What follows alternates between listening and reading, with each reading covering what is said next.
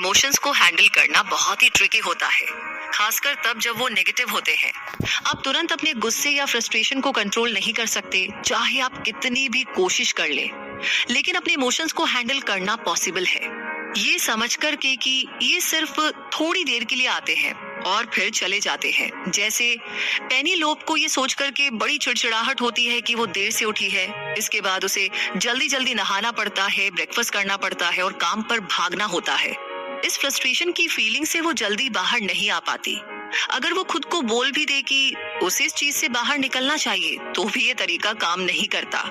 इसके बजाय पेनी लोप खुद को अपने इमोशन से डिटैच यानी अलग कर सकती है। वो बोल सकती है कि हाँ, जिस तरह से मेरा दिन शुरू हुआ है उससे मुझे चिढ़ हो रही है, लेकिन ये इरिटेशन धीरे धीरे दूर हो जाएगी और मैं फिर अच्छा महसूस करूंगी। इमोशंस आते जाते रहते हैं। आप जो भी अभी महसूस कर रहे हैं वो आप हमेशा नहीं करने वाले।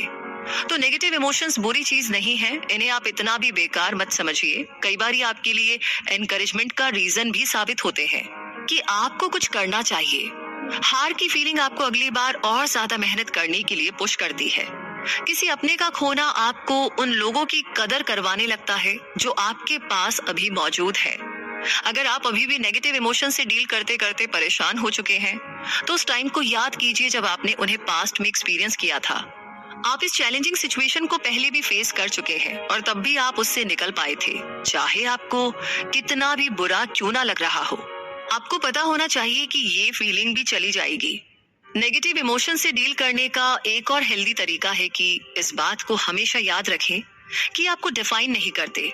अगर आप डिप्रेस्ड हो तो इसका मतलब ये नहीं है कि आपको डिप्रेशन है। इसका ये मतलब भी नहीं है कि आप एक फेलियर है।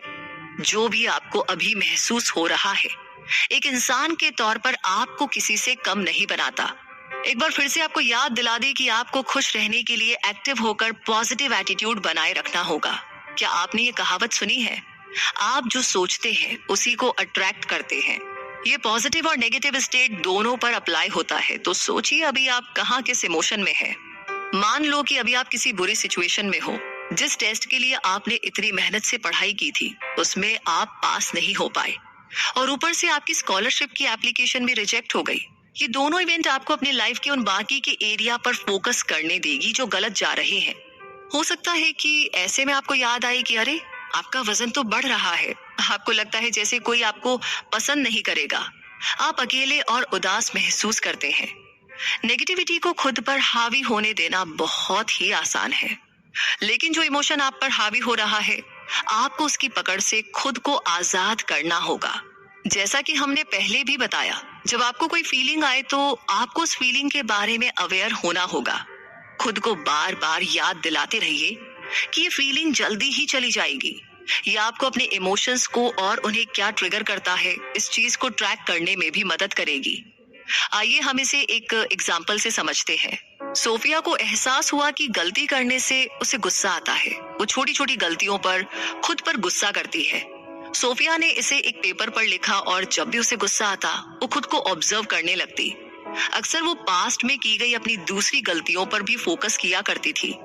अब ऐसा सोचने से सोफिया खुद से यही कहेगी कि वो कभी कुछ सही नहीं कर सकती और वो एक लूजर है।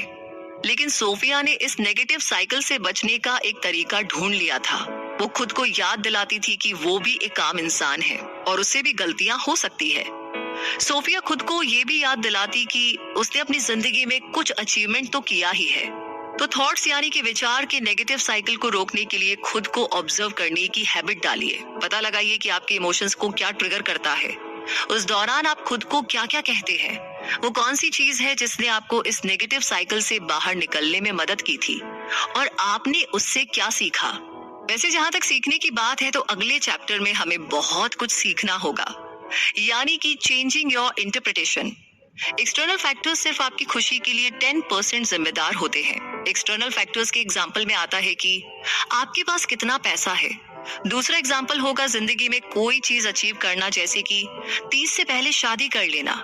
ज्यादा स्पेसिफिकली बोले तो ये चीजें अजम्पशंस यानी अनुमान कहलाती है। ये अजम्पशंस चाहे कितने भी छोटे क्यों ना हो फिर भी आप पर असर डालते हैं। यही रीजन है कि आपको इन चीजों को अलग नजरिए से देखना होगा। नीचे कुछ कॉमन बिलीफ्स के बारे में बताया गया है। ये एक प्रॉब्लम है। अगर ये प्रॉब्लम जो आप अभी फेस कर रहे हैं सच में प्रॉब्लम ना हुई तो, जैसे कि कैटी ने ये अफवाह सुनी थी कि शायद उसे जॉब से निकाला जा सकता है। शुरू में उसने सोचा कि अगर ऐसा हुआ तो बड़ी प्रॉब्लम हो जाएगी, लेकिन फिर उसने इसे एक अपॉर्चुनिटी के तौर पर देखा कि वो अब अपने ड्रीम जॉब को फॉलो कर सकती है। मुझे शादी करके बच्चे पैदा करने चाहिए, ये एक्सपेक्टेशन आमतौर पर पेरेंट्स और सोसाइटी की तरफ से की जाती है, सिर्फ इसलिए कि लोग ऐसा बोल रहे हैं। इसका ये मतलब नहीं हुआ कि आपको सच में ऐसा करना चाहिए। शादी करना और बच्चे पैदा करना आपकी अपनी मर्जी से होना चाहिए, ना कि दूसरों के प्रेशर में आकर। मुझे फ्यूचर के बारे में सोचकर बहुत डर लग रहा है। हर किसी को डर लगता है। फ्यूचर के बारे में सोचकर सबको फियर आता है, क्योंकि कोई भी नहीं जानता कि फ्यूचर में होगा क्या। लेकिन इसके बारे में ज्यादा सोचकर परेशान होने का कोई फायदा भी तो नहीं है। फ्यूचर को लेकर के आपकी चिंता से कुछ भी बदलने वाला नहीं है। इसके बजाय प्रेजेंट पर फोकस कीजिए। आप सिर्फ प्रेजेंट मोमेंट पर ध्यान देकर अपना बेस्ट कर सकते हो। इस बात पर ध्यान दीजिए कि आपके साथ जो चीजें होती हैं उसे आप कैसे देखते हैं। अगर आप अपनी बदकिस्मती के लिए लोगों को या हालातों को ब्लेम करते हो तो अभी की अभी इस हैबिट को बदलने की जरूरत है। अपने एक्शन की जिम्मेदारी आपको खुद लेना सीखना होगा। आपके साथ क्या होगा और क्या नहीं, इस पर आपका कंट्रोल नहीं है, लेकिन आप अपने रिएक्शन को जरूर से कंट्रोल कर सकते हैं, और ये चीज डिसाइड करेगी कि आप खुश रहेंगे या दुखी। लेकिन जैसा कि समरी का नाम है मास्टर योर इमोशंस, तो कितनी ही तकलीफ क्यों ना हो, कितने ही दुख क्यों ना हो, इसमें बहुत सारे तरीके हैं जिससे कि हम खुश रह सकते हैं या फिर किसी भी सिचुएशन से डील कर सकते हैं। तो अगला चैप्टर है लेटिंग गो ऑफ योर इमोशंस। ये लाइन हमने बहुत लोगों से सुनी है, पर ऐसा होता नहीं।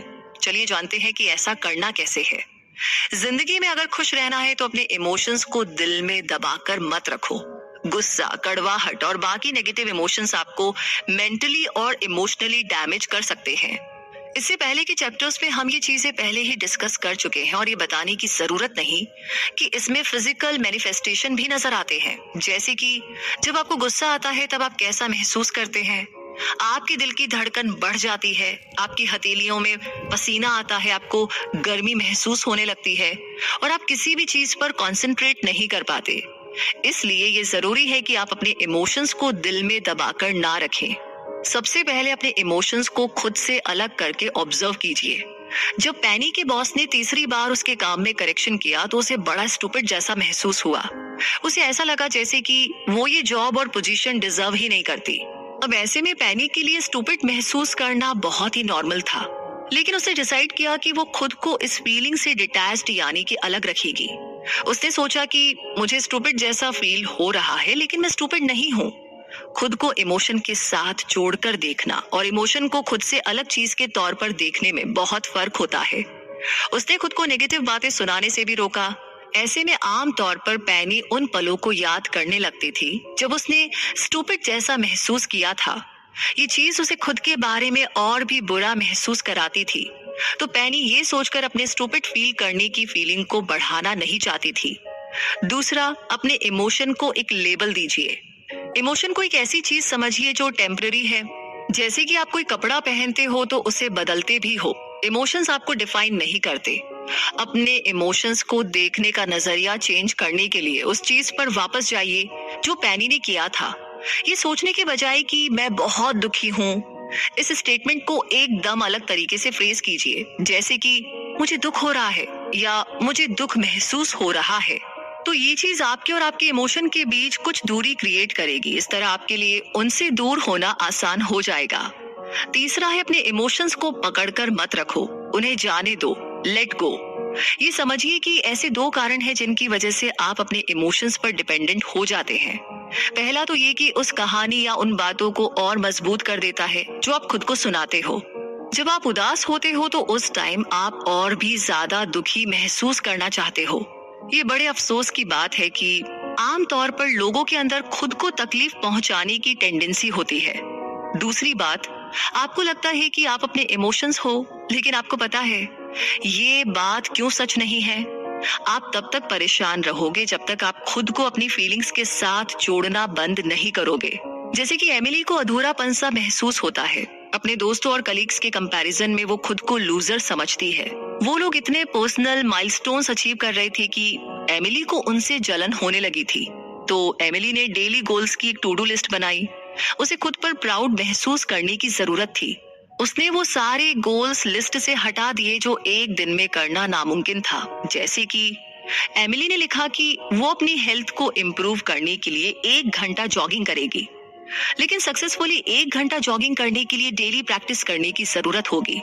इसके लिए आपको अपनी बॉडी को ट्रेन करना पड़ेगा। उस गोल को अचीव ना कर पाने की वजह से एमिली को लगा कि वो किसी भी काबिल नहीं है। एमिली के लिए ये सोचना तो और भी बुरा साबित होने लगा था कि वो नाकाबिल है। बस यही रीजन था कि उसने धीरे धीरे ये डिसाइड किया कि वो अपनी फीलिंग्स को पकड़कर नहीं रखेगी। ये सोचना गलत होगा कि वो काबिल नहीं है। एमिली ने अपने डेली गोल्स चेंज करके अचीवेबल बनाए और अब उसे स्ट्रेस वाली फीलिंग नहीं आती थी। सबसे इम्पोर्टेंट बात तो ये थी कि एमिली को अपने माइलस्टोन अचीव करने से धीरे धीरे कॉन्फिडेंस आने लगा था। चौथा है, अपने इमोशंस को लेट गो करने के लिए द सेडोना मेथड को सीखिए। द सेडोना मेथड हेल डॉस्किन की बुक का एक कॉन्सेप्ट है। ये आपको 3 अलग अलग तरीके से इमोशंस को रिलीज करने में मदद कर सकता है। पहला तरीका है, अपने इमोशंस को पकड़ो मत। नेगेटिव इमोशंस को कभी भी पकड़कर नहीं रखना चाहिए, उन्हें जल्दी से जल्दी निकाल दीजिए। दूसरा तरीका है, उन इमोशंस को अपनी जिंदगी में एक स्पेस बनाने दो। ऐसा करके आप जो महसूस कर रहे हैं उसे स्वीकार करते हैं, लेकिन उनसे चिपके नहीं रहते या उन्हें अपनी पहचान नहीं बनने दे रहे। आप बस उन्हें आने दीजिए। तीसरा तरीका है, उन्हें वेलकम करो। इसमें आप बिना किसी जजमेंट के अपने इमोशंस को एक्सेप्ट करते हो। उन्हें करीब से ऑब्जर्व करके आप जान पाएंगे कि ये इमोशंस आखिर आ कहां से रहे हैं। द सेडोना मेथड के अकॉर्डिंग अपने इमोशंस को लेट गो करने के लिए आप ये 5 स्टेप्स अप्लाई कर सकते हैं। स्टेप नंबर 1 है, एक खास इमोशन पर फोकस कीजिए जिस पर आप काम करना चाहते हैं। जरूरी नहीं है कि ये वो इमोशन हो जो आप स्ट्रांगली महसूस करते हैं। ये कोई भी सिंपल सा इमोशन हो सकता है, जैसे कि लंबी लाइन को देख करके चिड़चिड़ापन महसूस होना। सेकेंड और थर्ड स्टेप में आपको खुद से ये सवाल पूछने होंगे। ये उस अप्रोच पर डिपेंड करता है जो आप ऊपर बताए गए तीनों तरीकों में से चुनेंगे। फर्स्ट तरीके के लिए, क्या मैं इस फीलिंग को जाने दे सकती हूँ और क्या मैं इस फीलिंग को जाने दूंगी। सेकंड तरीके के लिए, क्या मैं इस फीलिंग को यहाँ रहने दे सकती हूँ, क्या मैं इस फीलिंग को यहाँ रहने दूंगी। थर्ड तरीके के लिए, क्या मैं इस फीलिंग को वेलकम कर सकती हूँ और क्या मैं इस फीलिंग को वेलकम करूंगी। तो पूरी तसल्ली के साथ हर सवाल का जवाब ईमानदारी से देने की कोशिश करें। यहाँ कोई गलत या सही जवाब नहीं है। इसे समझने का बस एक तरीका है कि आप क्या फील कर रहे हो ये समझो और फिर उस फीलिंग को आने दो। चौथा स्टेप है खुद से पूछना, कब। आपका जवाब हमेशा होना चाहिए अभी। आपको इस फीलिंग से छुटकारा पाना है, बहाने मत बनाओ। आपको इसे रिलीज करना ही होगा, चाहे कुछ भी हो जाए। पांचवा स्टेप है, पूरे प्रोसेस को फिर से रिपीट कीजिए जब तक कि आपने जो इमोशन फोकस करने के लिए चूज किया है वो दूर ना हो जाए। अब वैसे तो द सेडोना मेथड सुनने में इतना सिंपल लगता है कि ये इफेक्टिव होगा या नहीं इस बात पर डाउट होता है, लेकिन कई बार सिंपल से सिंपल चीजों का भी जिंदगी पर सबसे गहरा इम्पैक्ट पड़ता है। अगर आपको इस प्रोसेस पर भरोसा नहीं भी है तो भी आप इसे